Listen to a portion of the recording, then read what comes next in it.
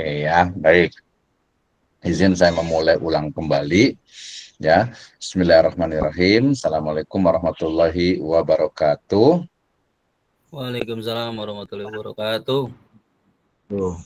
Alhamdulillah, wassalatu wassalamu ala rasulillah, amma ba'd.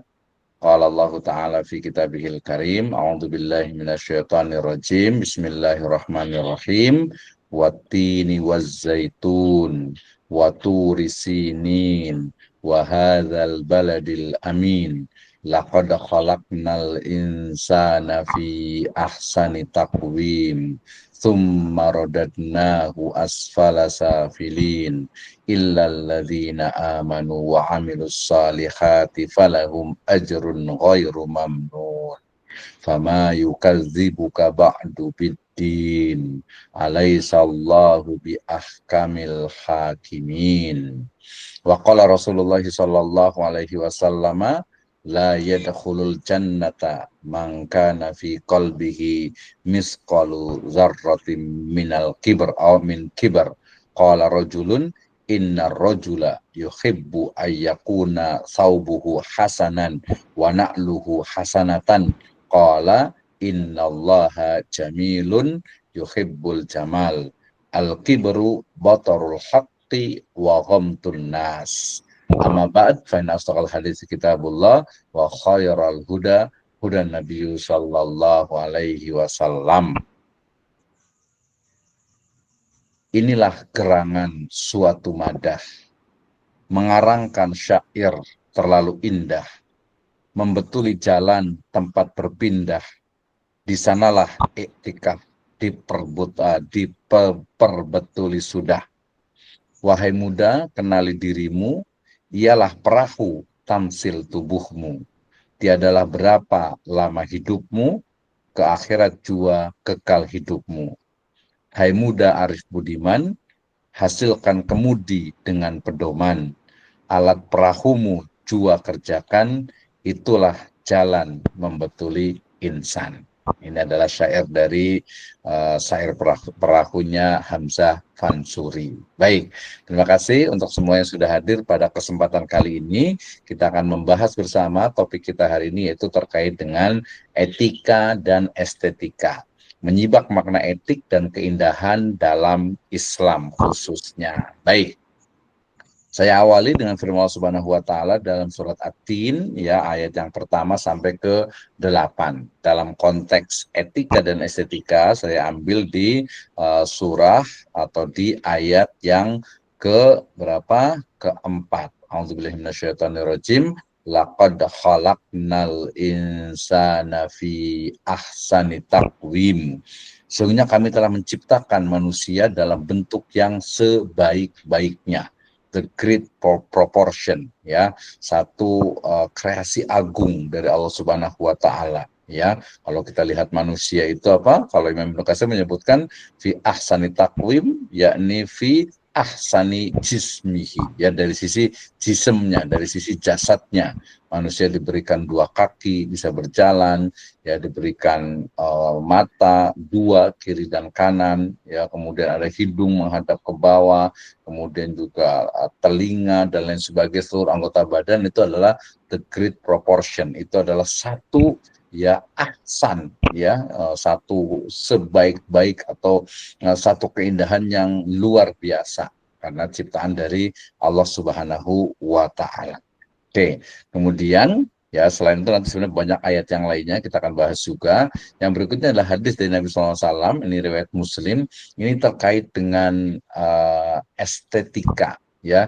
Jadi bahwa ketika ada seseorang itu, kan Nabi SAW itu bersabda bahwasanya tidak akan masuk surga orang yang dalam hatinya itu ada sebesar biji sawi, ya, kiber atau kesombongan.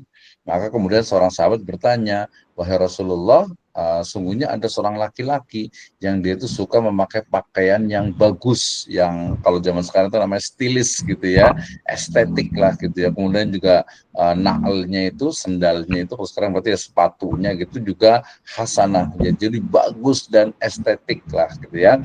Maka kemudian Kanjeng Nabi Muhammad SAW bersabda, innallaha jamilun yuhibbul jamal. Ya, Allah Subhanahu wa taala itu maha indah dan menyukai keindahan. Nah, tinggal kita akan bicara tentang ukuran keindahannya itu seperti apa ya. Jadi itu bukan termasuk sombong ketika pakai pakaian yang bagus, yang rapi, memakai sepatu atau mungkin juga terompah atau alas kaki yang bagus gitu, bukan ya. Kenapa? Karena kibar itu adalah al-kibru batarul haq wa ghamtun nas ya. Jadi yang namanya kesombongan itu adalah menolak kebenaran dan merendahkan orang lain. Nah, nanti kaitan dengan merendahkan dan juga menolak kebenaran itu kaitannya nanti dengan etika sebenarnya. Oke ya. Kemudian tadi saya bacakan juga satu syair dari syair perawinya Hamzah Fansuri yang cukup panjang. Saya punya bukunya, itu menarik sekali ya. Kalau orang-orang yang generasi-generasi lama itu biasanya suka gitu ya. Kenapa? Karena dia dari akhir katanya itu dia cukup bagus dan menggunakan bahasa ejaan Melayu, Melayu lama, menarik sekali. Ini saya hanya potongan sedikit saja. Oke ya. Kemudian di sini ada contoh, ada Ka'bah. Ya, di sebelahnya ini ada teorinya siapa tuh, Leonardo da Vinci gitu. Saya tutup ini ya. Jadi Leonardo da Vinci itu apa sih sebenarnya? Ini kan melihat tentang manusia dengan postur tubuhnya gitu ya, yang sempurna itu. Baik, nah kita akan membahas tentang bagaimana yang namanya etika. Tadi sudah sebut oleh saya pula juga bahwa etika itu merupakan prinsip moral yang mengatur perilaku manusia dalam kehidupan. Ya, nanti ruang lingkupnya adalah baik, tidak baik, atau baik buruk gitu ya. Ini baik, ini buruk ya. Kalau ini boleh, tidak boleh, itu nanti kaitannya dengan hukum. Jadi kalau etika itu lebih kepada baik buruk yang ada dalam kehidupan. Nah, kalau kita bicara tentang moral, karena ini kajian juga adalah filsafat, itu adalah yang namanya moral itu apa gitu ya. Moral itu apa, ukurannya itu apa, standarnya apa, dan bagaimana cara mengajarkan moral kepada masyarakat ya. Nah, kemudian yang kedua kita akan bicara tentang estetika ya. Jadi estetika itu adalah bagian dari cabang filsafat tentang keindahan dan seni dalam berbagai bentuknya. Jadi betul tadi ya. Jadi yang namanya estetika itu adalah ya satu ilmu yang mengkaji tentang sebuah ukuran keindahan ya dari sebuah peradaban, biasanya dalam bentuk seni ya, fashion, pakaian ya, termasuk juga filsafatnya siapa, Al-Farabi ya, dengan nota-nota musiknya itu kan juga itu bagian dari juga estetika. Nah, perspektif Islam berarti sebenarnya ukurannya bagaimana sih ketika melihat oh ini etik gitu ya, oh ini tidak estetik gitu ya. Misalnya ketika dalam misalnya itu estetika itu ya berarti ya ada syarat awalnya. Misalnya kalau fashion itu ya berarti menutup aurat gitu ya. Tapi kalau di barat kan nggak beda, enggak. Yang estetik itu pokoknya yang unik dan orang itu melihatnya itu memang bagus gitu ya. Memang bagus. Nah, tapi tadi kan seperti Ustaz Jamal sampaikan juga bahwa bagus tidak bagus itu kan relatif gitu ya. Nah, tapi relatifnya itu ada sesuatu yang memang menjadi standar di setiap peradaban. Nah, kenapa? Karena peradaban itu sendiri juga hasil dari interaksi konstruk sosial, dipengaruhi oleh budayanya, ya, yang paling banyak adalah dipengaruhi oleh agamanya tentu saja. Nah, gitu ya. Jadi ini menjadi hal yang menarik ketika kita membahas tentang etika dan juga estetika. Nah, kalau kita lihat etika ya dalam Islam itu kan jelas ya, sama seperti syariat Islam yang lainnya. Jadi wa innaka la'ala khuluqin azim. Sungguhnya engkau dan Muhammad SAW itu berada pada khuluq ya, akhlak yang azim ya, walaupun sebagian menafsirkannya dengan fidinil azim gitu ya. Pokoknya akhlaknya itu yang etika itu luar biasa. Nanti dalam riwayatnya dikatakan bahwasanya Allah Subhanahu wa taala itu ya bukan hanya melihat dari sisi fisiknya, ya dihasilkan innallaha la yanzuru ila suwarikum wala ila azzamikum walakin yanzuru ila qulubikum wa a'malikum. Ya, dan juga nanti inna akramakum indallahi atqakum, atau mungkin hadis yang cukup banyak yang disampaikan biasanya inna ma bu'istu li utammima makarimal akhlak. Nah, kita juga karena ini di level S2, kita harus mampu membedakan antara akhlak ya dengan moral. Apa sih bedanya antara akhlak dan moral? Nanti kayak saya tanya mungkin ya nanti di terakhir lah ya. Oke, kemudian kalau kita bicara tentang sumber etika dalam Islam ya pasti ya ada Al-Quran, ada hadis, ada ijma, ada kias ya. Nah nilai-nilai utama dari etika itu kan ya kejujuran, amanah, al-adalah, keadilan, kemudian rahmah, kasih sayang. Minimal standarnya seperti itu gitu ya. Jadi yang namanya etika itu ya kaitannya dengan apa? Dengan sesuatu yang memang selaras dengan nilai-nilai Al-Quran. Nah, nanti beda kan? Ya karena standar ukuran itu berbeda. Kalau etika di misalnya di Barat misalnya atau di peradaban lainnya gitu ya biasanya ya didasarkan kepada logika. Misalnya kalau kita melihat fashion misalnya atau mungkin music misalnya gitu ya, fashion misalnya yang kelihatan tuh, oh ini keren banget ini bagus banget nih fashionnya nih. Padahal kalau misalnya enggak lah itu tidak menutup aurat. Nah, jadi kan berbeda tuh apa perspektifnya karena memang dasarnya, sumbernya, ukurannya juga berbeda. Gitu ya. Nah, ini menjadi hal yang penting sekali. Oke, kemudian kalau sumbernya, kalau tadi kan di Barat di Islam itu kan tadi Al-Qur'an, hadis, ijma, qiyas dan juga nanti ada adilatul ahkam ya. Sementara kalau di Barat standar ukurannya itu adalah apa? Ya, tentu saja kalau Barat itu kita bisa mulai lihat dari sisi yang awal sekali itu apa dari kalangan pemikirannya Aristoteles, kemudian Plato tentang moral dan kebajikan. Ya, jadi ukurannya itu mereka kalau Barat itu di sana ya. Kemudian juga dari agama Nasrani juga ya. Di sana ada perintah Tuhan dan ajaran kasih sayang sesama manusia itu juga menjadi dasar mereka. Kemudian yang ketiga ada humanisme atau humanisme di mana menekankan nilai dan martabat manusia sebagai pusat perhatian. Jadi yang dilihat itu adalah ya manusianya itu gimana sih etika yang ini beretika ini tidak beretika dan seterusnya gitu ya. Dan juga nanti ada kontrak sosial artinya kesepakatan antara individu dan negara untuk hidup bersama. Nah, ini juga menjadi hal yang menarik ya ketika menurut negara oh ini sangat sangat sesuai dengan etika gitu ya. Padahal belum tentu. Ya, contohnya kalau etika di Barat itu ya kita lihat misalnya tentang HAM ya hak asasi manusia, kemudian juga kesetaraan gender misalnya itu menurut mereka itu ya etis gitu mereka ya sesuai dengan etikanya. Nah, nanti kadang disitulah bertemu antara Islam dengan Barat itu tuh ada sisi-sisi yang memang berbeda gitu ya dari sisi epistemologinya tentu saja. Oke ya, itu tadi etika. Sedangkan estetika, ya ini dari bahasa Yunani nih, estetik ya bentuk jamaknya itu adalah aesthetikos ya atau aesthetikos ya artinya itu adalah berkaitan dengan persepsi indrawi gitu ya. Jadi persepsi indrawi ya memang ingat kemarin itu bahwa yang namanya sains, yang namanya ilmu, yang namanya juga keindahan itu kalau dalam perspektifnya Yunani itu ya memang sesuatu ya Yunani dengan Barat sekarang sesuatu yang memang yang bisa dicerna oleh panca indera gitu ya. Ya kalau mereka bilang cantik itu ya langsing gitu ya, kemudian mungkin rambutnya itu mungkin lurus gitu mungkin gitu ya, dan lain sebagainya gitu ya. Nah, karena memang estetika itu sendiri sesuatu yang memang yang bisa dicerna oleh panca indera. Kalau yang penting kan akhlaknya baik, agamanya baik, itu dia tidak masuk ke estetika, itu dia sudah masuk ke value, masuk kepada nilai, terutama nanti agama. Gitu ya. Nah, akar kata dari aesthetis adalah persepsi atau sensasi. Sensasi ini bukan sesuatu yang itu bukan. Sensasi itu sesuatu yang memang membangkitkan rasa senang, suka gitu ya.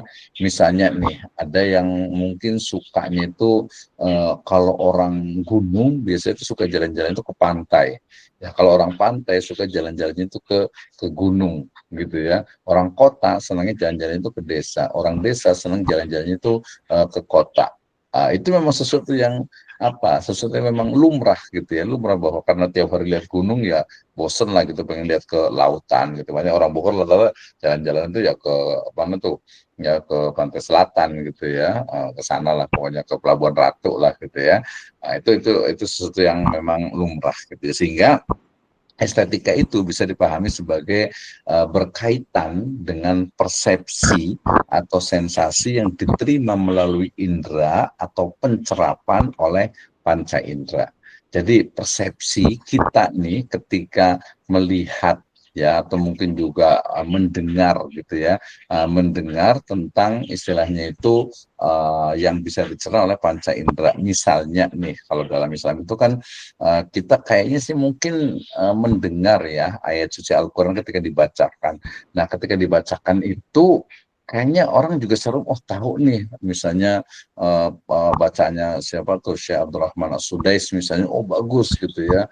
Oh, ada juga yang misalnya bacanya siapa tuh, Sa'ad Al-Ghamidi gitu ya, atau mungkin Hani Arifai gitu ya. Itu terlalu jauh lah ya ke Timur Tengah sana. Di sekitar kita saja misalnya nih, ketika masuk waktu sholat gitu ya, waktu sholat kemudian terdengar azan, pasti dong kita bisa mendengarkan azan itu dan kita bisa melihat, oh ini suaranya bagus nih, masya Allah gitu azannya gitu ya. Oh ini azannya, aduh nggak aki-aki gitu ya, suaranya juga putus-putus gitu ya. Nah, itu kan kita sebenarnya juga udah tahu gitu, oh ini suara adzan yang bagus, ini suara adzan yang tidak bagus. Ya ketika mungkin kita jadi makmum juga tahu, oh ini bacaannya, aduh kayaknya berantakan ini ya, bukan hanya dari tajwidnya. Kalau tajwid itu jelas sih, tapi dari sisi langgamnya, dari sisi mungkin apa ya makharijul hurufnya, itu bagian dari estetika. Walaupun nanti kalau dalam agama Islam ya tidak bisa lepas juga dari din, dari agama Islam itu sendiri. Jadi sesuatu yang bisa dicerna oleh panca indera kita dan ada persepsi, ada sensasi yang muncul, oh ini bagus gitu ya. Nah itu ya selalunya adalah dipengaruhi oleh apa? Dipengaruhi oleh ya sistem sosial yang ada. Ya misalnya kan selalu nih ada putri Indonesia, ada putri apalagi itu dunia, ada putri-putrian lah gitu ya. Selalu yang dicari itu adalah yang tinggi, ya kemudian kulitnya itu cerah, kemudian rambutnya mungkin kalau Indonesia itu hitam bergelombang gitu ya. Nah kan carinya seperti itu gitu ya. Coba cari yang mungkin yang gemuk gitu ya, atau mungkin yang kulitnya itu hitam apa kayak mungkin sawah busuk gitu kan ya, makanya susah tuh diterima gitu ya. Karena memang itu menurut mereka tuh nggak indah gitu ya, nggak indah gitu. Makanya kita kasih contoh siapa tuh ya, ya kalau kita lihat lah gitu. Kenapa ya? Karena memang uh, ya mungkin bukan insting sih, tapi memang naluri manusia yang lihat, oh ini indah nih, bagus nih. Misalnya ketika kita melihat menara Eiffel misalnya, ketika menara Eiffel itu kayaknya hampir nggak ada yang bilang, oh biasa aja tuh, nggak ada yang bagus gitu ya. Orang bilang tuh menara Eiffel tuh pasti dia, wah bagus, keren gitu ya. Atau mungkin yang dekat lah ke Malaysia, ke Twin Tower misalnya gitu ya. Atau mungkin yang paling jauh lah di Burj Khalifa ya di Dubai misalnya, Masya Allah gitu ya, keren. Makanya orang juga sepakat gitu ya. Jadi tadi ada sesuatu yang general yang memang ini memang indah, ini memang bagus gitu. Karena memang bisa dilihat ya. Nanti kalau yang didengar tuh biasanya alunan tadi bacaan Al-Quran, termasuk apa ya syair ya. Kenapa kemudian Al-Quran itu dibacakan ketika di awal-awal di fase Mekah misalnya, itu kayak dianggap sebagai ya asatirunal awalin gitu, atau mungkin juga nyanyian setan, seruling setan dan sebagainya gitu ya. Karena memang apa ya ya estetikanya ada nota-nota, artinya itu nota itu yang memang nada-nada itu yang memang sesuai dengan apa, dengan keindahan gitu ya. Kenapa ya, kalau di Al-Quran itu sangat luar biasa sekali tuh, misalnya A'udzubillahi minasyaitonirrajim, bismillahirrahmanirrahim. Qul a'udzu birabbin nas, malikin nas, ilahin nas, min syarril waswasil khannas, alladzi waswisu fi sudurin nas, minal jinnati wan nas. Itu kan jelas sekali gitu ya. Jadi orang juga baca itu, bisa ya terakhir-terakhirnya gitu ya, kemudian juga bukan hanya terakhirnya, jadi ini yang didengar ketika dibaca gitu. Makanya sekelas misalnya preman awal siapa Umar bin Khattab langsung, ada ya suara apa, bacaan tulisan, kemudian istilahnya itu sesuatu yang hebat gitu ya. Nah, itu satu dari mukjizat tentu saja Allah Subhanahu wa Ta'ala. Oke, jadi itu adalah estetika. Jadi berkaitan dengan persepsi atau sensasi yang diterima melalui indera atau pencerapan oleh panca indera, oleh mata kita, penglihatan kita, oleh pendengaran kita, telinga kita, oleh kulit kita gitu ya, dan juga indera yang lainnya gitu ya. Nah, secara terminologi, jadi yang namanya estetika itu kaitannya adalah dengan filsafat keindahan, beauty, ya, beauty of philosophy. Jadi apa sih yang namanya indah itu? Atau bisa juga ilmu tentang seni dan keindahan. Kalau ngelihat Gunung Salak itu bagus nggak ya? Ya Gunung Salak karena kita sering lihat ya biasa aja. Tapi kalau kita muncul kalau lihat Gunung Salak ya bagus lah kita lihat gunung misalnya itu Pangrango atau Gunung Gede gitu, masya Allah gitu. Atau mungkin kita lihat ke lautan gitu. Ya. Tapi kalau kayaknya sepakat kalau ngeliat laut yang di Jakarta ya udah airnya butek gitu ya. Atau lihat Sungai Ciliwung, lihat Sungai Cisadane, aduh ada nggak? Tapi kalau kita lihat sungai yang bersih mengalir, orang juga bagus nih gitu ya. Nah, seperti itu ya. Jadi bicara tentang ilmu, tentang seni dan keindahan. Kenapa? Karena ini memang bagian dari kajian ilmu filsafat. Gitu ya. Bagaimana keindahan itu ada standarnya, ada ukurannya, dan itu bisa diterapkan. Oke, itu adalah pengertian dari estetika. Ya, ini juga cukup banyak nih ketika Lois Katov itu menyebutkan bahwa estetika itu ya cabang filsafat yang membicarakan definisi, susunan, dan peranan keindahan khususnya di dalam seni. Ya, jadi semua sepakat bahwasanya estetika itu ya cabang dari ilmu filsafat gitu ya untuk melihat sebuah keindahan.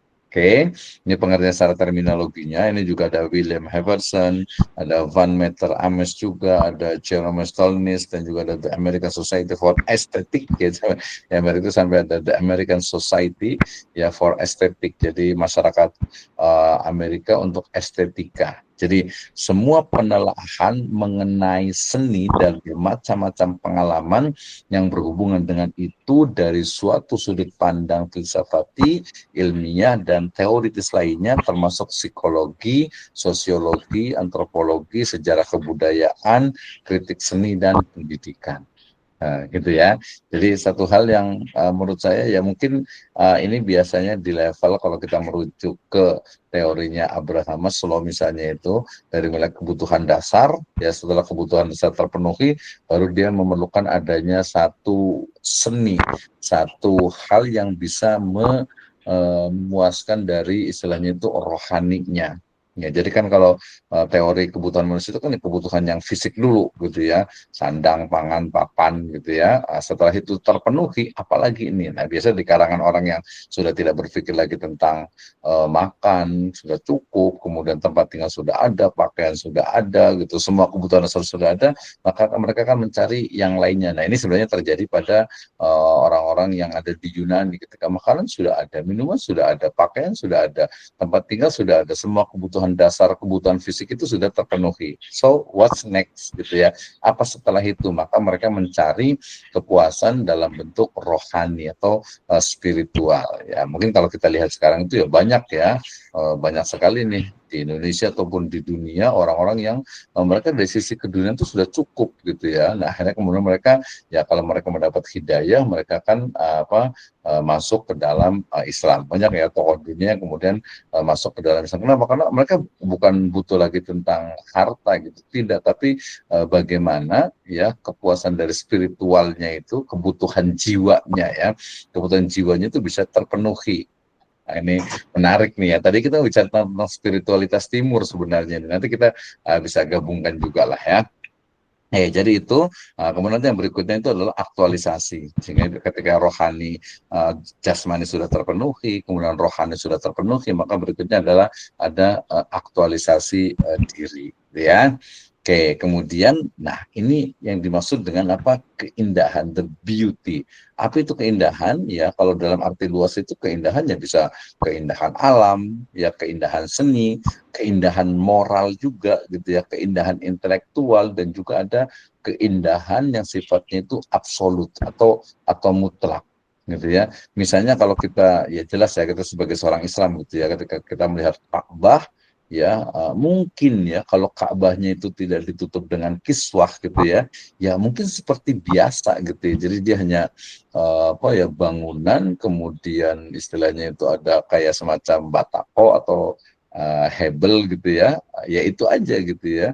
Nah, tapi kemudian dibungkus dengan kiswah, kemudian juga hajar aswadnya itu juga kita tahunya hajar aswad jadi bentuknya seperti itu, padahal ini sebenarnya batu biasa gitu, tapi kemudian ditambah dengan logam, dirapihkan sehingga jadinya bagus gitu, indah gitu ya. Kemudian mungkin juga makom Ibrahim ya, tempat pijakan kaki Nabi Ibrahim itu kan ya, cuma batu doang gitu ya kan, kesannya biasa, kemudian dibungkus, bukan dibungkus, ya ditempatkan di tempat yang ya estetik gitu, jadi indah, masya Allah gitu ya. Belum lagi nanti kita misalnya kalau umrah tuh kita apa sa'inya gitu ya, itu melihatnya luar biasa sekali. Demikian juga mungkin ya Zam-Zam Tower, kayaknya nggak ada yang bilang oh Zam-Zam Tower tuh nggak bagus, jelek gitu ya. Kayaknya nggak ada deh gitu ya. Nggak, tidak seperti itu gitu ya.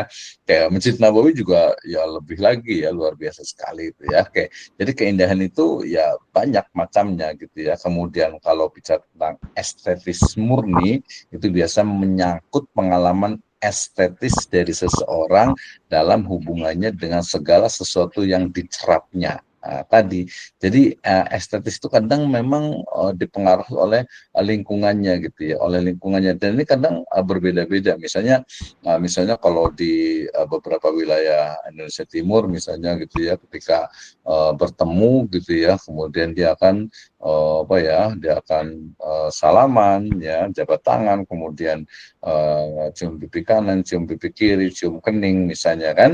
Nah, itu ya memang sudah itu estetis gitu ya, itu etikanya di situ. Tapi kalau di beberapa wilayah enggak, juga salamannya udah cukup gitu ya. Salaman juga sudah cukup gitu ya. Maka kalau di barat sampai apa ya, mohon maaf, bisa sampai apa ciuman gitu ya, itu budaya mereka gitu ya. Nah, tentu saja nanti kalau dalam Islam kan ada aturannya. Nah, sementara Daliangki ya, ketika bicara tentang filsafat itu dia menyebutkan bahwa yang namanya estetika itu adalah menyangkut benda-benda yang dicerap dengan penglihatan, yakni berupa keindahan bentuk dan warna. Warna juga menarik nih ya. Ini PowerPoint saya juga banyaknya warna ini terus gitu. Sebenarnya karena mungkin adanya ini, dan menurut saya yang agak menarik itu, menurut saya itu ini gitu ya kan. Setiap orang itu berbeda-beda warna misalnya gitu ya. Nanti bisa ditanya nih, sukanya warna apa sebenarnya gitu ya. Kalau kita misalnya warna kuning gitu ya, oh kuning gold gitu ya, zahab, emas gitu ya. Kayaknya orang juga nggak ada yang nggak suka emas gitu ya, jarang gitu ya. Apalagi Mas Manut ini ya, luar biasa nih. Oke, sahabat Mas Saifullah, kata saya masih akang ya banyak, akang. Oke ya, itu keindahan. Oke. Kemudian tadi berarti pencerapan itu artinya diserap oleh indera penglihatan ya, yang biasanya itu terbatas dan menyangkut cahaya, warna dan juga bentuk ya. Beberapa karya seni juga dapat diserap oleh indera pendengaran, misalnya seni suara. Saya bingung nih ya, kalau dalam Islam kan ya memang agak sedikit beda pendapat lah gitu ya, tentang apa musik gitu ya. Kalau tentang syair sebenarnya udah jelas tuh. Tadi makanya saya bacakan ada syairnya gitu ya. Ada syair, ada puisi gitu ya. Syair kalau zaman dulu itu kan memang didengar itu enak gitu. Makanya lagu juga kalau orang yang suka itu senang banget ya. Indonesia ini kan ya luar biasa sekali dengan lagu gitu ya. Misalnya lagunya siapa tuh, Bang Haji, Rhoma Irama gitu ya. Atau mungkin Wali misalnya gitu kan.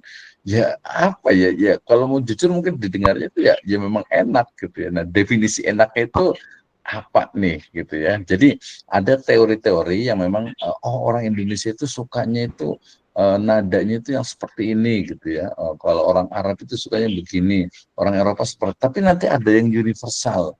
Ada universal mana ya misalnya tuh ya. Oh, mungkin yang meledak kemarin apa tuh ya, lepas dari makna dengan itu mungkin lagu yang apa tuh misalnya gitu, orang banyak banget yang suka gitu ya. Oh, karena memang dari sisi genrenya, dari sisi nadanya itu mudah, gampang, simple, ceria gitu ya. Orang suka gitu ya. Nah, itu juga bisa dilihat dari sisi bukan hanya yang dilihat tapi juga yang didengar ya. Nah, yang dirasa juga sama, yang dipegang gitu ya.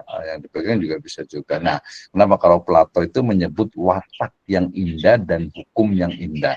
Nah, ini juga kaitannya, Plato itu bukan hanya sesuatu yang terlihat, karena Plato itu kan selalu bicara tentang apa, alam ide ya, alam yang abstrak gitu ya, yang orang tuh mungkin yang mana sih ya, alam ideal lah gitu ya. Sehingga kemudian ketika bicara tentang estetik itu juga, oh watak yang indah, oh apa, akhlak yang indah, akhlak yang baik. Kayak gimana contohnya ya? Ya dalam kehidupan sehari-hari lah kita menolong orang lain, ya tadi tabasumu kali wajhihi laka sodakoh ya, tersenyum ketika berjumpa, ya kemudian juga ya bersalaman gitu ya. Itu sesuatu yang indah. Demikian juga hukum yang indah. Hukum yang indah itu seperti apa?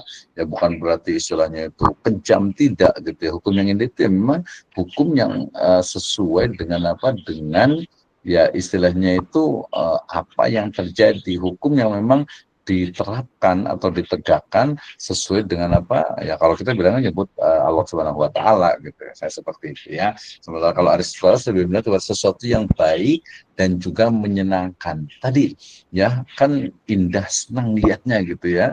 Tadi mungkin ya kalau kita ngomong kan ini sudah ustadz semua dan dewasa gitu. Kalau di kelas itu saya bisa, kalau anak mahasiswa itu saya selalu tanya gitu ya. Bahkan kita buat survei misalnya tadi, kalau yang laki-laki sukanya perempuan itu yang seperti apa sih, yang fisiknya ya, yang fisik gitu ya. Terus yang perempuan kita gantian ditanya, kalau yang perempuan itu yang akhwat nih, yang putri nih suka yang laki-laki itu yang kayak gimana sih. Gitu ya. Ternyata ya biasanya satu generasi itu nggak jauh berbeda gitu. Misalnya kalau tadi laki-laki perempuan jelas, perempuan itu suka yang laki-laki itu yang apa ya, yang mungkin ya yang jangan yang pendek gitu, yang tinggi gitu ya, yang badannya kekar gitu ya, yang maco lah mungkin gitu. Itu kan standar gitu ya. Kalau ada yang suka yang misalnya gemuk gitu ya, nah itu mungkin tidak tidak umum gitu ya, hanya beberapa orang saja gitu ya. Nah sementara Plotinus itu tadi Aristoteles lebih melihat sesuatu yang ketika kita melihat itu senang, nyaman gitu ya. Ketika kita mendengar, iya enak juga gitu ya. Walaupun ini kalau dalam semua ini dari seton nih, seruling seton nih gitu ya. Atau apalah gitu ya. Nah kalau Platonus itu lebih melihat kepada tentang ilmu yang indah dan kebajikan yang indah. Nah jadi ada ilmu juga yang indah dan ada kebajikan. Ilmu tentang keindahan juga gitu. Misalnya, nah, tadi kalau arsitektur masjid misalnya yang mungkin kemarin sempat viral kan, berarti yang Masjid Al-Jabar gitu ya. Masjid Al-Jabar tuh bagus nggak ya? Eh, ya kayaknya nggak ada tuh yang bilang "Oh, nggak bagus, jelek gitu ya, kayaknya nggak ada deh. Bagus, keren gitu ya, Masjid Al-Jabar. Kemudian dari Masjid Nabawi sudah gitu ya. Masjid mana lagi nih? Oh, masjid siapa tuh yang Syekh Zayed misalnya di Solo misalnya, atau Masjid At-Thohir misalnya di apa, dekat Depok situ gitu. Oh, ya memang indah, ya memang bagus. Itu yang apa, mau tidak mau apa istilahnya itu, percaya tidak percaya bahwa manusia itu ya memang memiliki watak untuk menyukai sesuatu yang indah. Tadi bolehlah kita rujukan ke ayat A'udzubillahi minasyaitonirrajim, Bismillahirrahmanirrahim. Zuyyina linnasi hubbus syahwatu minan nisa wal banin wal qanatir al muqantarah minadz dzahabi wal fidda wal musawamati wal an'am dzalika mataul hayatid dunya. Ya di situ ada mataul hayatid dunya. Jadi ada ya perhiasan dunia gitu ya, yang memang menyenangkan gitu ya. Nanti ada apa disebut juga dengan sungguh dunia itu adalah perhiasan. Dan sebagai perhiasan itu adalah wanita solehah. Boleh lah kayak gitu ya. Jadi ya memang faktanya kita suka ngelihat sesuatu, apa mobil misalnya. Tadi kan kalau ada apa ternak gitu ya, kendaraan ternak, mobil, kayaknya kalau kita lihat mobil gitu, ada nggak sih? Oh ini mobil udah jelek nih, udah nggak bagus. Iyalah mungkin mobil lama gitu. Itu mobil yang baru. Ini lekukannya, kemudian warnanya itu keren banget gitu ya, apalagi memang sesuai dengan seleranya gitu kan ya, keren bagus gitu ya. Nah itu adalah keindahan. Nah kalau keindahan dalam Islam tadi, innallaha jamil yuhibbul jamal. Jamal itu menunjukkan dua makna. Yang pertama itu adalah indah dan juga bagus, itu dari Ibnu Faris. Sementara Faris Abadi dalam kamusnya itu beliau mengatakan bahwa al-jamal atau jamal itu mengandung pengertian keindahan dalam tingkah laku dan rupa. Ada tingkah laku tadi berarti akhlaknya dan juga rupa. Jadi jamal itu rupa, ya Allah itu ya innallaha jamil, Allah itu ya maha indah, indah dari segala-galanya lah gitu ya. Nah, sementara Ibnu Athir ketika menyebutkan jamil berarti Allah Subhanahu wa taala itu maha indah perbuatan-perbuatannya dan juga indah atau sempurna sifat-sifatnya. Gitu ya. Jadi ya indah gitu ya, indah gitu ya. Jadi lebih dari beberapa kamus ini lebih melihat bukan hanya fisik saja ya, bukan hanya fisik saja, tetapi juga ada sesuatu yang abstrak. Nah ini bedanya nanti dengan apa? Nah, dengan Western, dengan Barat. Ketika Barat melihat indah itu ya yang bisa dicerna oleh panca indera, sama juga dengan ilmu. Ilmu itu sesuatu yang bisa dicerna oleh panca indera. Indah itu sesuatu yang dicerna panca indera. Kalau yang tidak bisa dicerna itu bukan indah namanya. Seperti itu. Sementara kalau dalam Islam tidak. Indah itu bukan hanya sesuatu yang fisikal, bukan hanya sesuatu yang sifatnya fisik ya, tapi juga yang sifatnya itu bisa non fisik ya, bisa non fisik termasuk akhlak dan lain sebagainya. Nah, ruang lingkup dari filsafat keindahan sendiri dan estetika itu biasa kaitannya itu dengan apa? Nilai estetis ya, aesthetic value ya, dan juga ada aesthetic experience, pengalaman estetis ya, kemudian ada seni art gitu ya, dan juga ada senimannya ya. Biasa orang seniman itu ya unik ya, ada lukisan itu abstrak gitu, nggak jelas tapi bagus gitu, kemudian ada cuma gambar pisang dikasih lakban gitu ya, punya kok mahal gitu ya, ada cuma coretan gitu ya, oh kok menarik gitu ya. Nah itu karena memang maknanya itu mungkin tidak semua orang itu memahami ya. Jadi estetika itu dipelajari secara historis, ilmiah, teoritis, informatif, dan juga filosofis gitu ya. Nah jadi nanti ada juga apa sifat estetiknya itu yang memang lebih ke ideologinya itu pragmatis. Ke pragmatis. Misalnya ada nggak yang pernah berpikir, anda nggak yang pernah berpikir kenapa laptop itu dia wide? Kenapa istilahnya itu nggak kotak gitu ya, nggak kotak istilahnya itu bujur sangkar gitu, kok wide gitu ya, persegi panjang gitu ya, persegi panjangnya itu landscape gitu ya. Kemudian kalau kita lihat handphone, ini misalnya handphone ya, handphone itu kenapa dia istilahnya itu panjang ke atas gitu ya, portrait gitu ya. Nah itu sebenarnya bukan hanya estetik juga, tapi kaitan juga dengan fungsinya, fungsionalisme gitu ya, ada fungsinya dan lain sebagainya ya. Ini jadi hal yang menurut saya menarik nih. Oke, kategori keindahan ya nanti ada disebut dengan agung dan juga elok gitu ya. Ada yang indah tapi jelek gitu ya, ada apa yang sifatnya itu apa nih, komis dan juga tragis, pokoknya jelek banget lah gitu ya, dan keindahan. Jadi Kaplan menemukan ada apa, obscenity, kecabulan itu sebagai kategori nilai estetis juga tuh. Jadi yaitu apa ya, menurut orang itu estetis juga tuh. Padahal itu adalah lebih kepada lebih condong pada pendekatan secara etik atau moral dalam bidang seni dan keindahan, lebih tepat dengan istilah apa tuh orang tahu ya, erotis gitu ya. Nah itu sebenarnya seni yang ya kalau kita kan karena Islam ya tidak sesuai dengan nilai-nilai Islam. Oke, nah kalau sejarah perkembangannya kita bisa lihat dari masa klasik ya, kemudian skolastik, kemudian masanya Renaissance ya, masa pencerahan, Aufklärung, ada idealis, ada romantik, ada positivistik, ada kontemporer. Ya nanti ada mazhab romantisme. Romantisme itu sebenarnya lebih kepada orang-orang yang suka dengan alam ya, suka dengan alam, suka dengan apa, menyatu dengan alam gitu ya, menyatu dengan alam. Makanya Bogor itu daripada Butenschok gitu ya, karena memang tempatnya itu eh, tenang gitu ya, tidak ramai. Walaupun sekarang ya ramai sekali gitu ya. Jadi itu madhab romantisme. Jadi dia suka dengan alam, menyatu dengan alam gitu ya. Ada positivistik, ada kontemporer. Itu nanti dipelajari lebih detail lagi terkait dengan apa perkembangan dari estetika. Ya, ini ada periode-periodenya, nanti boleh dibaca ya. Bagaimana periode dari klasik dogmatik ya. Jadi menurut yang klasik dogmatik itu bahwa metafisik keindahan itu adalah ide ya, identik dengan ide kebenaran, ide kebaikan, keindahan ya. Jadi ini yang awal nih ya. Sebenarnya nanti Islam juga sebenarnya ke sini nih sebenarnya itu ya. Cuman tadi karena kajiannya itu adalah Western misalnya melihatnya, oh bukan itu, sebenarnya itu lebih berkembang lagi gitu ya.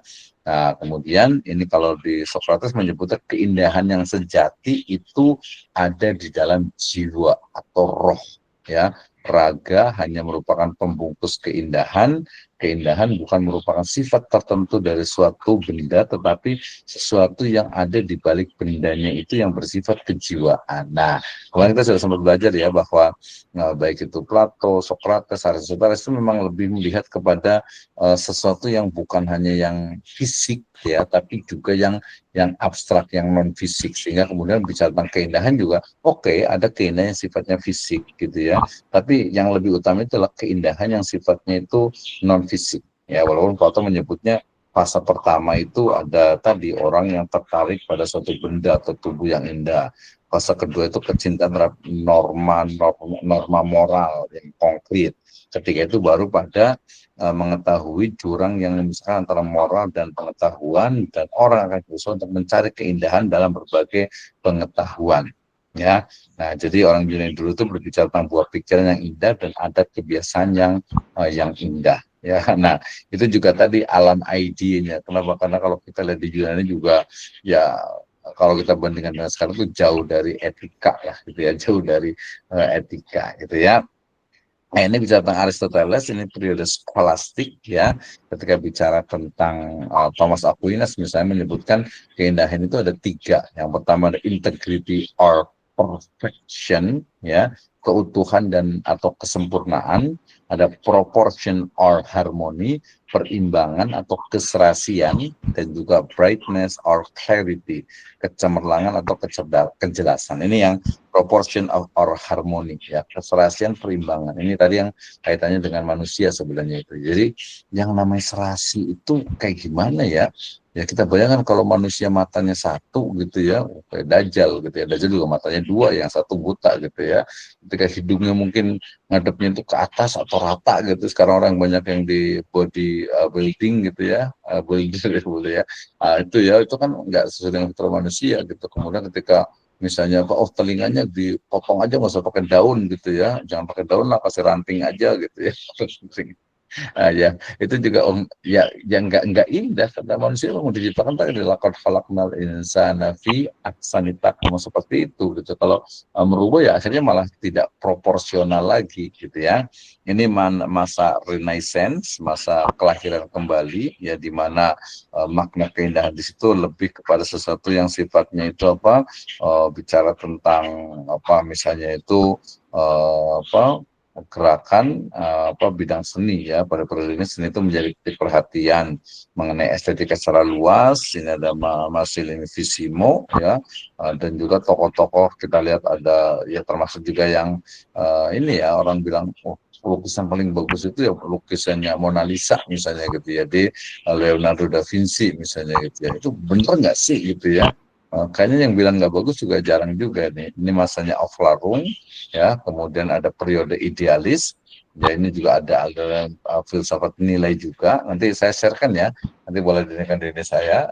Kemudian ada tambahan yang di sini nih yang kaitan dengan ekspresi estetika dalam Islam. Jadi ekspresi itu berarti kan implementasi lah maksudnya. Jadi bisa seni Islam ya, maka dari contoh ada kaligrafi indah, ada motif geometris. Nah, selalu kita lihat tuh itu geometrisnya di apa Andalusia misalnya, itu di mana-mana masjid itu pasti pakai apa ornamen geometris itu yang segi apa bintang 8 gitu ya. Kemudian juga ada asimetris yang jadi kayak punya Islam gitu ya di situ ya. Kalau kita lihat di gereja sebenarnya dipakai juga tuh ya. Kemudian juga arsitektur masjid yang melambangkan kesederhanaan dan fungsionalisme gitu ya. Kemarin kita bicara tentang kenapa ya masjid itu di Indonesia banyak itu pakai kubah gitu ya, padahal kubah itu juga tidak mencerminkan Islam banget juga gitu ya. Nah, itu dari mana tuh? Dari mana? Dari India, dari Mughal gitu ya. Sementara kalau di Indonesia itu masjid itu lebih kepada meru, biasa itu tumpang ya, ada tumpang rundak seperti itu ya. Ada musik juga, nasyid, ada gambus, ada lagi apa tuh hard rock ya, ada lagi marawis. Itu apa ya, indah kalau menurut orang gitu ya. Nah, dan memang seperti itu, pakaian juga menutup aurat dengan estetika dan juga kesopanan gitu ya. Prinsipnya ini yang paling penting ya, ada tauhid keesaan Allah Subhanahu wa taala, juga keseimbangan dan kesederhanaan. ya. Sementara kalau di Barat kita lihat tuh patung-patung kan banyak sekali ya.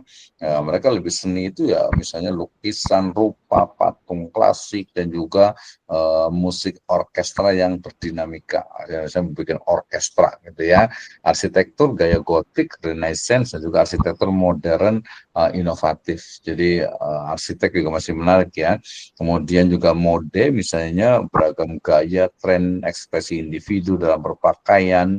Ya, jadi mereka kalau di Barat itu ya prinsipnya itu adalah individualitas, kreativitas, dan ekspresi emosi serta liberalitas, kebebasan. Ya, jadi nggak ada batasannya. Kalau dalam Islam kan tadi apa estetikanya itu ekspresinya tetap ada batasan. Oke, silakan pakai baju seperti apa saja, yang penting menutup aurat gitu ya.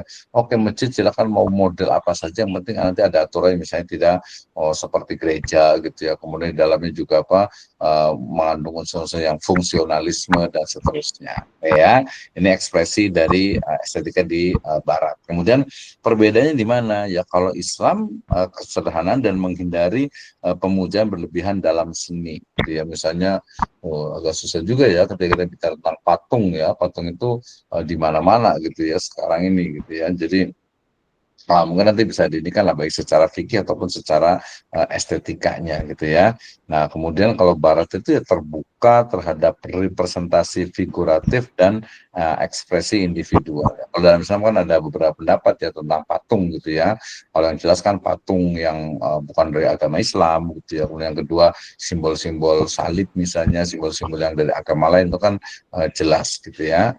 Misalnya di beberapa negara Timur Tengah ya patung yang besar atau patung itu belum ada ya. Kemarin sempat ramai ya yang siapa Raja Salman gitu ya. Nah, itu juga menarik. Nah, contohnya misalnya seni manusia figuratif tadi foto kemudian patung baik itu 2 dimensi 3 dimensi. Nah, itu menjadi hal juga yang menarik tuh ya. Musik vokal versus musik instrumental ini juga ya banyak ya. Kalau misalkan pakai tadi ada hadro, ada marawis itu kan dari mana tuh asalnya gitu ya. Kemudian gimana tuh ada pengaruhnya tidak sih gitu ya. Gimana kok kayaknya kurang nih akhirnya ya udahlah pakai band aja sekalian gitu, pakai organ tunggal dan sebagainya gitu. Itu ya mungkin tadi tercampur antara estetika dan juga hawa manusia gitu ya.